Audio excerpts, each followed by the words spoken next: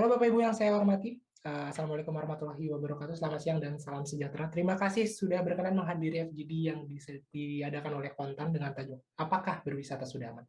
Perkenalkan, saya Desmond Saragi, wakil Kontan yang akan menjadi moderator pada FGD kali ini. Pandemi COVID-19 berjalan hampir 2 tahun lamanya. Seiring waktu berjalan, banyak upaya yang dilakukan pemerintah untuk dapat menekan kasus penularan COVID-19. Salah satunya adalah pemberlakuan pembatasan kegiatan masyarakat atau PPKM. Hingga saat ini, pemerintah masih memperpanjang PPKM level 4 di Jawa dan Bali hingga 23 Agustus. Tentunya dengan pemberlakuan PPKM ini akan memberikan dampak yang besar untuk sektor yang wajib tutup selama PPKM. Ya, salah satunya adalah sektor pariwisata. Lalu sesungguhnya sejauh apa PPKM mempengaruhi sektor pariwisata dan bagaimana kesiapan sektor pariwisata untuk kembali beroperasi? Untuk menjawab pertanyaan tersebut telah bergabung bersama kami via sambungan Zoom meeting dua orang narasumber. Yang pertama ada Ibu Rika Lestari selaku VP Corporate Communication PT Pembangunan Jaya Ancol. Halo, selamat siang Ibu Rika. Siang. Wah, Halo, nih siang Mas dari Desmond. backgroundnya saya sudah pantai Ancol nih Bu ya. Ancol banget. Ancol banget. Gimana Bu Rika, sehat? Alhamdulillah, sehat-sehat. Sehat, Semua oke. teman-teman konten juga sehat ya. Masih WFH apa udah di Ancol nih Bu? Ini di Ancol makanya saya pakai masker Oh, oke, karena oke, oke. saat ini kan Ancol sudah mulai buka untuk khusus yang olahraga. Oke, oke. Yang kedua ada Ibu Weda Stratesti Yuda selaku perwakilan backpacker. Halo, Mbak Weda. Halo Mas Desmond, selamat Oke. siang. Ini kalau saya lihat-lihat nih Mbak Weda juga ini ya punya travel organizer ya dari apa namanya Travel Appetite. Ya, betul. Ya benar. Mungkin bisa cerita sedikit ya Travel Appetite ini apa sih? Oke. Sebenarnya karena saya suka jalan-jalan dan ada teman juga yang suka jalan-jalan, jadi kita ingin mengajak orang-orang untuk juga banyak jalan-jalan. Jadi kita bikin Travel Appetite ini untuk mengakomodir mungkin teman-teman yang ada ingin jalan-jalan tapi nggak punya pengalaman, bisa konsultasi dengan kami, atau bisa juga kami buatkan plan-nya.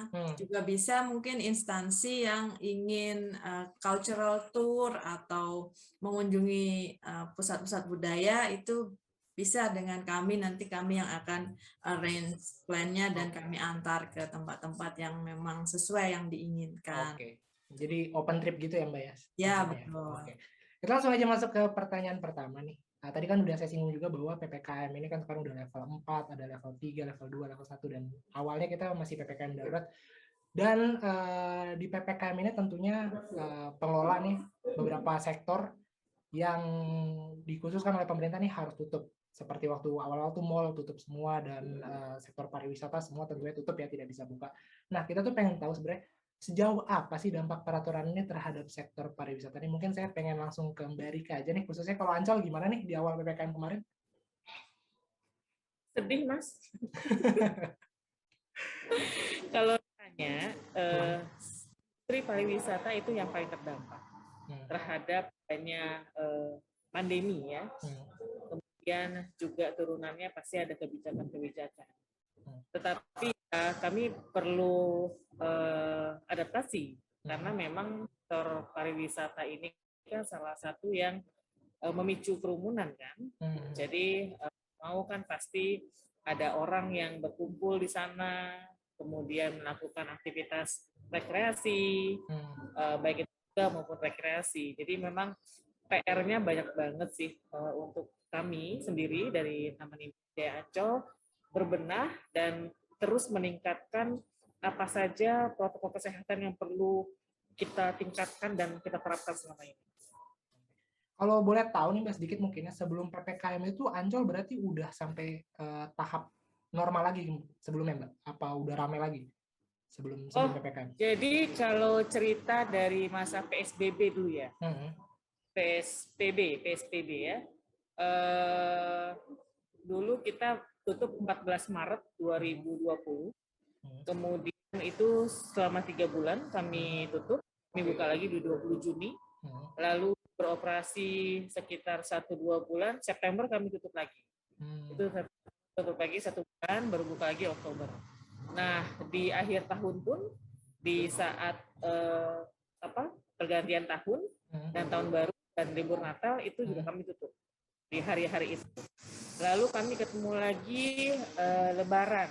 Nah, Lebaran itu kami juga tutup selama 3 hari. Kemudian setelah itu ketemulah dengan PPKM ini di bulan Juni kemarin, 24 Juni. Jadi memang cukup dinamis ya. Nah, cukup tantangannya luar biasa. Sudah berkali-kali tutup, berarti PPKM darurat ini bukan ujian yang baru ya sebenarnya buat Ancol ya? Sudah melewati PSBB. Ya, karena sebelumnya kami sudah melewati ini. Nah, kalau yang sekarang kan hampir 2 bulan ya, 24 Juni tutup, lalu 18 Agustus kemarin, baru 3 hari yang lalu kami buka khusus yang berolahraga. Oke, nanti kita bakal ngomongin lebih lanjut soal bukanya Ancol. Ya. Saya pengen ke Mbak Weda dulu. Gimana nih Mbak Weda ngelihatnya sih, sejauh apa sih dampak dari peraturan PSBB ini terhadap sektor pariwisata nih? Oke, karena saya bukan pengelolanya tapi lebih ke pelakunya. Terus terang kita yang tadinya ya sebelum pandemi jalan-jalan misalkan 100% di kala yang sekarang ini boleh dibilang mendekati 0%. Yang beneran saya meskipun suka jalan-jalan, tapi kebetulan di pekerjaan juga mengharuskan saya pergi-pergi. Nah, frekuensi pergi-pergi saya itu bisa jadi dalam sebulan itu lebih dari 2 kali ya, baik itu dalam negeri maupun luar negeri. Nah, selama pandemi ini saya blas nggak pergi sama sekali. Kalau ke tempat wisata juga mungkin dalam hampir 2 tahun pandemi bisa dibilang hitungan jari aja nggak penuh ya, kurang banget. Pernah juga Bu Rika saya ke Ancol sekali di kayaknya udah tahun lalu tapi sudah pandemi. Ya itu memang lebih ketat karena KTP juga harus yang DKI, terus yang banyak juga yang nggak beroperasi ya Bu Rika ya, yang untuk wahana-wahananya ya. Jadi lebih banyak memang orang bersepeda di sana. Ya, saya juga untuk ke tempat wisata Mas Desmond terus terang nggak pergi-pergi karena juga takut, juga karena ya memang ada instruksi dari pemerintah ya, daripada ya tertib aja di rumah dulu. Jadi sebagai traveler nih, backpacker nih, hasrat untuk travelingnya tertunda nih ya karena ada PPKM tentunya ya. Oke. Tadi kan Mbak Rika sebenarnya udah nyinggung sedikit di awal bahwa sekarang Ancol udah buka nih untuk kegiatan olahraga aja kan di Ancol itu.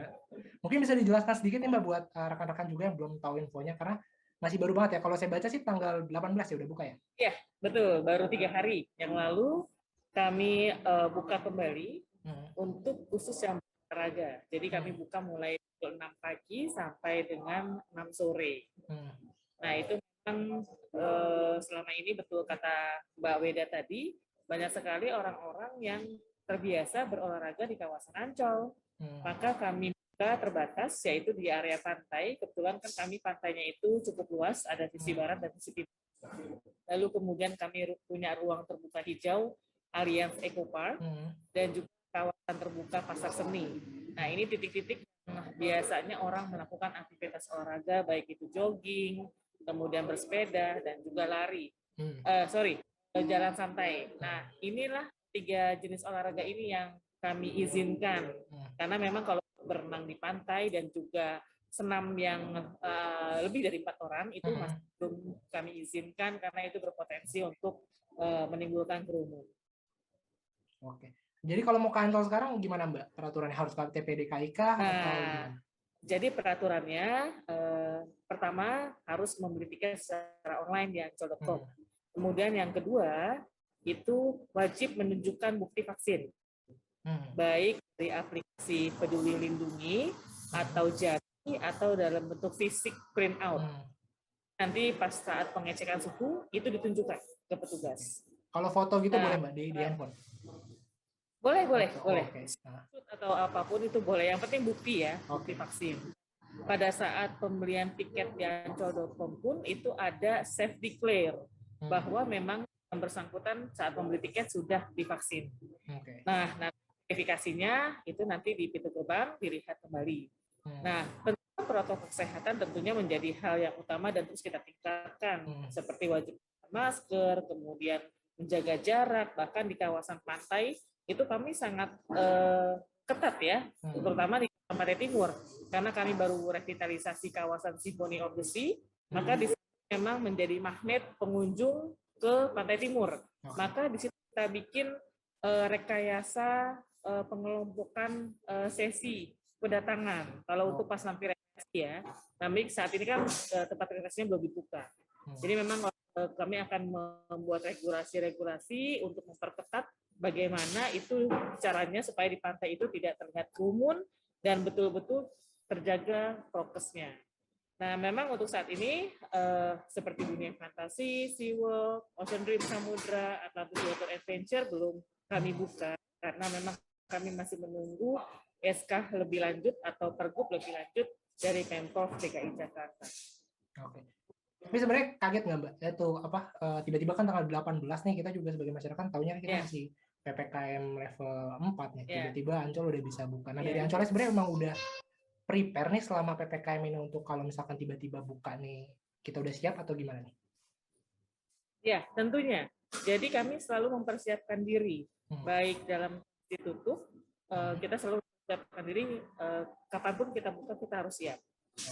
Karena kami sebagai salah satu BUMD DKI Jakarta, kami melakukan komunikasi yang cukup intens dengan Pemprov DKI Jakarta dalam hal ini melalui Disparekraf DKI Jakarta. Oke, siap. Jadi buat teman-teman yang pengen ke Ancol tadi udah dijelasin juga syarat-syaratnya masih sudah vaksin. Jadi udah nggak mesti KTP DKI ya Mbak ya? Semua bisa ya? Tidak ada pembatasan KTP, tetapi usia memang anak di bawah 12 tahun dan lanjut usia di atas 70 tahun, juga ibu hamil belum kami izinkan untuk bisa melakukan kunjungan ke Ancol. Oke, jadi tetap kalau prokes ya lebih aman lah Mbak ya. Sekarang udah dicek suhu juga, harus pakai masker dan udah diatur juga untuk jumlah orangnya ke pantai luas banget ya Mbak ya, kan susah tuh Mbak ya. Iya, pantainya cukup luas tapi tetap kami kasih kuota. Jadi dikuotain. Jadi buat teman-teman sebenarnya kalau pengen ke Ancol nggak perlu worry ya Mbak ya. Kalau mau ke Ancol. Ya, insya Allah yang penting dari diri kita sendiri. Karena biar bagaimanapun kedisiplinan itu dari diri sendiri. Walaupun dimanapun kita berkunjung ke tempat banyak Ancol, misalnya kita ke mall atau ke tempat wisata lain, pasti sudah menerapkan protokol kesehatan yang standar. Nah, bagaimana diri kita yang memprotek diri sendiri supaya kita juga prokes. Jadi jangan sampai ada titik lengah antara pengunjung dengan pengelola ya. Jadi pengelola sendiri pun pasti sudah melakukan persiapan-persiapan yang matang, tetapi perlu dukungan dari pengunjungnya. Betul, karena nggak bisa juga ya sebagai pengelola ngawasin segitu besarnya pantai. Tapi kalau harga tetap sama Mbak ya? Betul. Harga masuknya ya? Nggak ada perubahan ya? Masih sama, belum ada perubahan. Bahkan untuk patroli sendiri itu kami menebalkan personilnya. Tidak hanya petugas keamanan, tetapi karyawan tetapnya seperti saya itu ikut turut berpatroli, edukasi kepada pengunjung supaya tetap prokes seperti itu. Siap. Saya pengen ke Mbak Weda nih, katanya kemarin kan sempat ke Ancol nih di tahun 2020, mungkin sebelum PPKM ya. Mungkin bisa cerita sedikit nih, kalau prokesnya dari Ancol ini gimana sih Mbak Weda ngerasainnya? Oke, kalau karena itu di areanya outdoor ya, jadi untuk kayak pembatasan jaraknya itu terlaksana. Terus untuk beli tiket memang harus online. Kami ketika kami ke loket itu ditolak, harus online. Jadi kita mundur lagi karena waktu itu ya. Terus baru masuk. Nah, di dalam juga nggak terlalu banyak orang sih Mas Desmond, karena juga kebanyakan itu betul kata Bu Rika untuk olahraga. Jadi pada bersepeda atau jalan, karena di pantai itu ada jalur baru ya Bu Rika yang kita bisa jalan itu. Betul. Ya. Nah, itu untuk olahraga memang enak banget sih di Ancol. Jadi Mbak Weda pas kesana juga ngerasa udah cukup lah Mbak ya untuk prokesnya. Cukup, kayak kita kan selama pandemi ini di rumah ya Mas Desmond, mungkin perlu sedikit udara segar atau pergantian suasana. Nah, pergi ke Ancol bisa jadi alternatif sih menurutku. Jadi yang buka itu pantai Eco Park bukan Mbak? Waktu Ya, itu jadi pantai sih kawasan Kak. pantai ya. Oke, hanya pantai. Mbak Rika mungkin hanya pantai aja yang buka apa Ecopark juga dibuka nih? Pantai, Alliance Eco Park, kemudian dan Pasar Seni. Oh, Pasar Seni juga buka. Oke. Ya, Nah, betul. ini kan mungkin kalau pandemi ini kan berjalan udah cukup lama nih, dan bahkan tadi dicerita juga di awal bahwa Ancolnya udah teruji lah dengan yang namanya PPKM nih, atau pembatasan sosial udah berkali-kali. Terlatih. Betul. Sudah berkali-kali ditutup di hari libur lah gitu kan, harusnya rame-ramenya banget kan. Ya, betul. Lalu tiba-tiba ditutup. Nah, sebenarnya kendala apa aja sih Mbak kalau selama 2 tahun ini yang dirasakan untuk menerapkan protokol-protokolnya? Kedisiplinan dari pengunjung itu menjadi kendala utama kami. Karena gini, saya pengalaman, saya sebagai tim patroli, kita jalan nih, kita edukasi pengunjung, tolong Bapak Ibu pakai maskernya gitu, tidak berkerumun. Oke, kita jalan beberapa meter itu mereka sudah melanggar gitu kan. Jadi itu effort, kita perlu effort yang luar biasa. Meskipun kita udah siapin pengeras suara untuk memberikan edukasi apa tentang prokes, kemudian personil juga turun. Tapi lagi-lagi kalau individu pengunjungnya itu tidak punya kesadaran, itu menjadi PR banget buat kami. Nah, itulah yang menjadi kita agak sedikit sedih gitu kan ya. Ya kita gembira kalau banyak pengunjung. Tetapi kita menjadi sedih di saat pengunjung itu tidak prokes. Jadi kami jadi sering kena sentilan juga kan, bahkan mungkin dari mengingatkan dulu, kan. Dulu sempat yang ramai juga di itu Mbak, yang di foto dari Betul. atas. Kan, ya.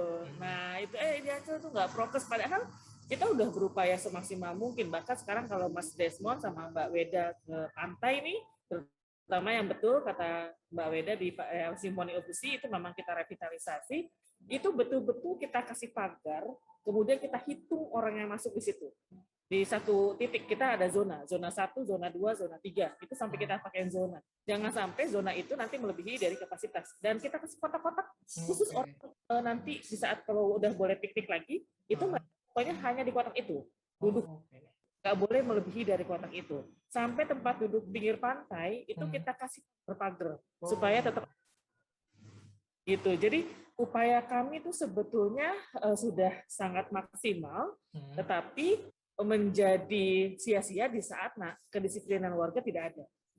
Balik lagi ke masyarakat ya, yang ingin menikmati nih kok malah yang tidak taat nih. Kalau ngomongin soal pemerintah sendiri, sebenarnya kan industri pariwisata ini kan menjadi salah satu industri yang didorong nih untuk program vaksinasi oleh pemerintah. Nah, industri pariwisata dan ekonomi kreatif ya khususnya ya. Nah, kita pengen minta tanggapannya nih, gimana sih dengan program vaksinasi yang dilakukan oleh pemerintah terhadap industri pariwisata dan ekonomi kreatif. Mungkin saya pengen ke Mbak Weda dulu nih, ngeliatnya gimana sih dari program vaksinasi pemerintah nih yang diutamakan industri pariwisata? Oke, kalau aku mendukung aja ya, semakin banyak, semakin cepat, lebih baik lagi, karena bisa kembali kayak ya mungkin akan kembali normal kayak dulu sebelum pandemi itu nggak akan mungkin, tetapi paling tidak nggak ada lagi batasan-batasan yang mengharuskan kita selalu di rumah kayak gini, paling nggak kita bisa beraktivitas di luar lagi dengan ya sedikit protokol. Nah jadi kalau bisa, jadi Indonesia juga nggak masuk ke high risk lagi kan, karena kita pun kalau mau pergi keluar juga ketahan sama aturan pemerintah di negara yang lain juga, karena mereka hati-hati juga dengan orang-orang yang datang dari negara yang high risk, yang resikonya tingkat tinggi. Bahkan vaksinasi tertentu aja mereka nggak izinkan masuk. Belum lagi nanti lamanya karantina juga untuk orang dari Indonesia sama dari negara lain juga akan berbeda-beda. Jadi itu menyulitkan kalau kita masih lama kondisi yang kayak gininya. Jadi kalau lebih cepat akan lebih baik lagi. Jadi bukan cuma industri pariwisata doang, tapi semuanya ya harus kalau bisa. Untuk bisa agar kita capek juga nih, nggak bisa keluar negeri, nggak bisa kemana-mana gitu ya. Saya pengen ke Mbak Rika lagi nih. Tadi kalau menyinggung soal vaksinasi, gimana nih di Ancol vaksinasi udah berapa persen nih Mbak? Kalau untuk karyawannya sudah 100%. Jadi mulai karyawan dan mitra-mitranya itu sudah saya bisa klaim 100% karena memang semuanya sudah divaksin. Bahkan kami menyelenggarakan sentra vaksin khusus anak. Jadi itu kami lakukan di bulan lalu untuk yang pertama, dan besok weekend ini tahap kedua. Berarti anak-anak boleh kancol nih Mbak untuk vaksin? Anak kan vaksin anak di atas 12 sampai ya. Di atas 20 tahun 12 sampai 17 tahun ya. Oke. Tapi Mbak Rika gimana ngerasainnya, memang industri pariwisata ini jadi prioritas kah untuk vaksin dari pemerintah? Ya, tentunya. Yang pertama pastinya kan industri rumah sakit ya. Itu yang karena memang berhadapan langsung. Industri pariwisata, betul kata Mbak Weda, memang kita mau nggak mau harus berdampingan, harus berdamai dengan pandemi ini. Ya caranya dengan kedisiplinan diri sendiri gitu kan. Pokoknya kembali semua ke diri deh. Pemerintah itu sudah cukup baik, dari mulai pemerintah pusat, pemerintah daerah gitu kan, maupun dari dinas-dinas terkait pariwisata itu pasti sudah sangat memikirkan langkah-langkah yang untuk masyarakat supaya tetap bisa beraktivitas dengan aman dan nyaman. Nah, tapi lagi-lagi tadi kesadaran individu itu menjadi yang utama. Oke, siap. Saya pengen masuk ke pertanyaan tadi, sebenarnya udah disinggung juga sama Mbak Rika nih, bahwa kalau mau masuk kancol nih harus pakai sertifikat vaksin nih. Dan bukan cuma kancol sebenarnya, tapi ke beberapa tempat pun kayak mau dine in sekarang harus pakai sertifikat vaksin. Kalau kita mau ke mall, tapi nggak tahu sih mall juga beberapa ada yang belum buka juga, itu harus pakai sertifikat vaksin. Nah, sebenarnya narasumber kita hari ini memandangnya gimana sih? Apakah dengan penunjukan sertifikat vaksin ini menjadi solusi? Dan nanti mungkin kalau ngomong praktikalnya sama Mbak Rika nih yang tahu tentang di lapangannya seperti apa ya. Kalau Mbak Weda nih ngeliatnya gimana nih? Apakah ini menjadi salah satu solusi sebenarnya nih agar kita bisa kembali hidup normal nih dengan sertifikat vaksin ini? Oke, sebenarnya vaksin kan juga nggak mencegah penularan ya, kita tetap bisa tertular meskipun sudah divaksin. Tapi dengan adanya vaksin paling nggak gejala kita akan minimal, jadi lebih pede. Nah itu saya juga mendukung apabila memang untuk masuk ke beberapa fasilitas umum harus memakai sertifikat vaksin, karena itu nggak menjadi jaminan si orang yang divaksin aja, tetapi juga orang-orang lain jadi ikut, nggak yang kita kan seperti Bu Rika bilang, kita udah jaga diri masing-masing, udah tertib, tetapi kita nggak bisa mengendalikan orang lain kan. Nah kalau kita nggak sama-sama tertib, nggak sama-sama saling mendukung, ya percuma juga. Pasti akan ada beberapa momen, beberapa saat orang itu kan lengah ya. Betul. Misalkan memang di perjalanan kita sudah tertib sekali, kayak di kereta sudah nggak boleh makan di dalam kereta misalkan, masker nggak boleh dibuka. Tetapi kan nggak mungkin kita perjalanan di kereta 12 jam itu nggak minum sama sekali. Nah saat minum kan pasti kita akan membuka ya sedikit. Tapi saat kita minum mungkin orang lain juga minum. Jadi ada beberapa saat yang beberapa orang membuka masker di saat yang sama. Nah tapi kan kalau mungkin dia sudah vaksin atau dia sudah dijamin kesehatannya dengan dibuktikan hasil negatif dari tes, itu akan membuat minimal penularan-penularan atau kemungkinan-kemungkinan kita terinfeksi. Oke. Jadi kita pengen datang ke fasilitas umum pun juga jadi lebih secure ya, karena yang lain juga udah terproteksi, kasarnya kayak gitu ya. Iya, betul. Kalau Mbak Rika sendiri gimana nih dengan harus menunjukkan sertifikat vaksin ini? Apakah benar nggak sih Mbak, jadi memberikan keamanan lebih gitu, kancol? Ya, seperti yang disampaikan sama Mbak Wida, sama sebetulnya, bahwa vaksin itu sebetulnya tidak menjamin orang tidak tertular, tetapi meminimalisir. Nah, memang banyak sekali sih upaya-upaya yang bisa kita lakukan, yang mungkin menjadi salah satu indikator dan juga usaha ikhtiar biar kita supaya bisa survive di masa pandemi ini. Nah, memang kembali ke normal itu juga cukup panjang rasanya perjalanan. Makanya kita perlu kolaborasi di sini, perlu bareng sama-sama. Makanya tagline Ancol saat ini adalah senang selamat bareng-bareng. Artinya kita ini biasa bisa menikmati dunia dengan rasa senang, tetapi kita tetap saling menyelamati gitu loh. Saya menyelamatkan Mas Desmond, menyelamati Mas Weda dan Mas Desmond dan Mbak Weda juga menyelamatkan saya gitu kan. Artinya kita fair. Jadi harus bareng-bareng gitu loh. Key message kami adalah senang selamat bareng-bareng.